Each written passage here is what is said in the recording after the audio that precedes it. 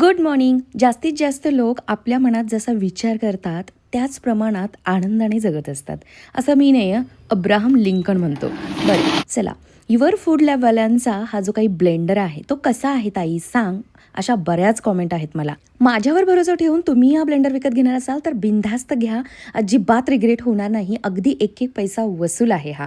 एकाच दिवशी सारं काही किचन क्लीन होत नाही माझ्याकडून, म्हणून रोज थोडं थोडं करायचं असा हा नियम असतो. दर 3-4 महिन्यातून एकदा हे सारे ड्रॉवर काढायचे, क्लीन करायचे. अशा पद्धतीनं काही ना काही आपल्याकडूनच या ड्रॉवरमध्ये सांडलेलं असतं. ओल्या पाण्याने फक्त पहिल्यांदा स्वच्छ पुसून घेते आणि त्यानंतर जे काही सीप आहे, मी जे माझ्या हॉबसाठी आणि चिमणीसाठी यूज करते, ऑइलचे डाग काढण्यासाठी, तेच मी इथे वापरते. म्हणजे इथले तेलकट डागही सहजतेने निघून जातात. किचन क्लीन करता करता मध्येच 2 मिनिटाचा आराम केला, डिटॉक्स वॉटर पिऊन स्वतःला हायड्रेट करून घेतलं, दिवाबत्ती करून घेतली आणि चला घरचा नारळ फोडून मी आता ओल्या खोबऱ्याच्या चकुल्या करणार आहे.